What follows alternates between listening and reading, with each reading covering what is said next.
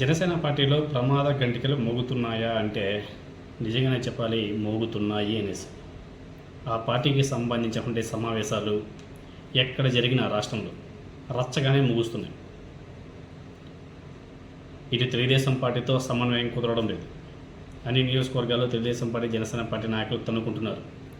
మరోవైపు పార్టీలో నాయకత్వం మీద కార్యకర్తలు, అదేవిధంగా ద్వితీయ శ్రేణుల్లోనూ తీవ్ర వ్యతిరేకత కనిపిస్తుంది.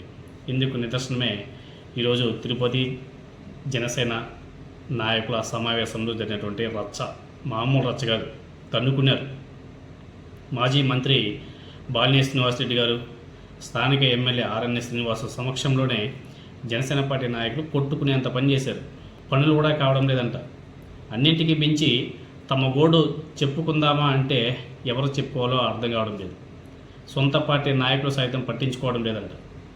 ఇది జనసేన పార్టీ శ్రేణుల యొక్క ఆవేదన. దాన్నే తిరుపతి జనసేన పార్టీ సమావేశంలో జనసేన పార్టీ కార్యకర్తలు వ్యక్తపరచడం జరిగింది. అయితే రాయలసీమ జనసేన పార్టీ ఇన్ఛార్జిగా బాలినేని శ్రీనివాసరెడ్డి గారిని నియమించిన సంగతి మీకు అందరికీ కూడా తెలిసింది. సో బాలినేని గారు మాత్రం వైసీపీ నుంచి వచ్చిన వాళ్ళు సృష్టించినటువంటి వివాదం అని చెప్పేసి ఆ మీటింగ్లో మాట్లాడడం జరిగింది. ఆయన ఇంకొక మాట మర్చిపోయాడు.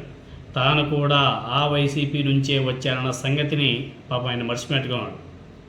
జనసేన పార్టీలో ఎవరు పుట్టుకతోనే లేరు అన్నది కూడా ఒకసారి గుర్తుపెట్టుకోవాల్సిన అవసరం కూడా ఉంది అనేసి ప్రతి ఒక్కరు కూడా తెలుసుకోవాల్సిన అవసరం ఉంది.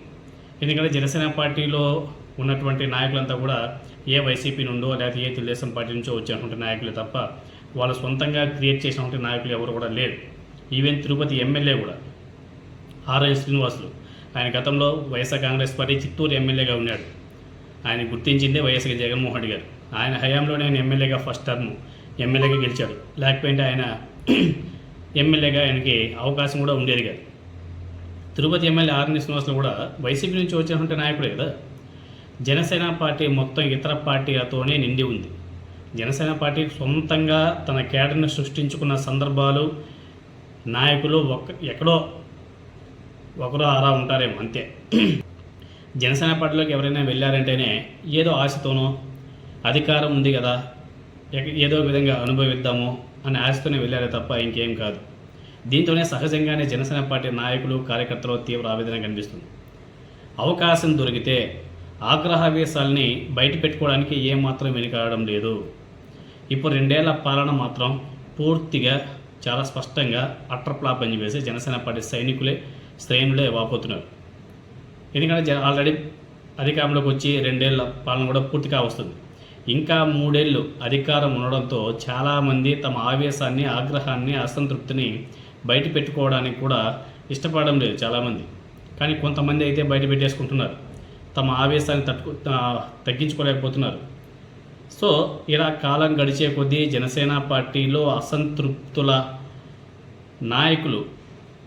అసంతృప్తులు పెద్ద ఎత్తున బయటకు వచ్చే అవకాశాలు కూడా కనిపిస్తున్నాయి. ఎందుకంటే జనసేన పార్టీ బలం, బలహీనత, ఎమోషన్ ఇది ఎప్పుడైనా బయటపడక తప్పదు. క్షేత్రస్థాయిలో పరిస్థితుల్లో చాలా దారుణంగా ఉందని ఇప్పటికైనా సరే deputy chief minister Pawan Kalyan గారు గుర్తుంచుకోవాల్సిన అవసరం కూడా ఉంది. ఇంకా 15 ఏళ్ళు కూటమిలోనే ఉంటాం, మీరంతా జెండాలు మోయాల్సిందే అని చెప్పేసి చెప్పడం వరకు ఓకే. అయితే తమకేంటి అనే ప్రశ్నకు ఆయన సమాధానం చెప్పలేకపోతున్నాడు. నాయకులు అడిగే ప్రశ్నలకి అటు పవన్ కళ్యాణ్ కానీ ఇటు నాగబాబు కానీ సమాధానం చెప్పలేకపోతున్నారు. మీకు ఇష్టంగా ఉంటే ఉండండి, లేకపోతే దుబ్బేయండి అనేసి బహిరంగంగానే చెప్పేస్తున్నారు. అది ఏ పార్టీకి కూడా మంచిది కాదు. ఇటు ప్రభుత్వంలోనూ అటు పార్టీలోనూ ఎలాంటి ప్రయోజనాలు దక్కకపోతే రాజకీయాల్లో ఉండడం ఎందుకనే నిరాశ, నిస్పృహలకు లోను కాకుండా ఏ నాయకుడు కూడా ఉండలేరు. అదేవిధంగా జనసేన పార్టీలో శ్రీకాకుళం నుంచి తిరుపతి వరకు తీవ్ర అసంతృప్తి ఉంది అనేది వాస్తవం. ఈవెన్ పవన్ కళ్యాణ్ కూడా తెలిసే ఉండొచ్చు. అందుకే ప్రతి సభలోనే చెప్తూ ఉంటాడు, మీరు కలిసే ఉండాలా, కష్టాలు ఎదురైనా కానీ కలిసే ఉండాలని చెప్పేసి ఎందుకు చెప్తున్నా అంటే ఇందుకే. ఒకవేళ ఆ అసంతృప్తి కానీ ఆగ్రహంగా మారితే జనసేన పార్టీకి తీవ్ర నష్టం తప్పదు. అప్పుడు పొత్తుల్లో కొనసాగిన అంతిమంగా కూటమికి రాజకీయ నష్టం తప్పదు అనేది ఒకసారి గుర్తు పెట్టుకోవాల్సిన అవసరం కూడా ఉంది. ఇప్పటికైనా సమయం మించిపోయింది ఏమీ లేదు. జనసేన పార్టీలో దిద్దుబాటు చర్యలు చేపట్టడానికి పవన్ కళ్యాణ్కి కావాల్సినంత సమయం ఉంది, అధికారం ఉంది. ఇంకా కావాలంటే ఒక టీం కూడా ఏర్పాటు చేసుకోవచ్చు, అధికారుల ద్వారా కూడా ఇన్ఫర్మేషన్ తెప్పించుకోవచ్చు, అంత ఇది ఉంది ఇప్పుడు. సో ఆయన దాని మీద దృష్టి సారిస్తే జనసేన పార్టీకి మంచిది. లేదు అంటే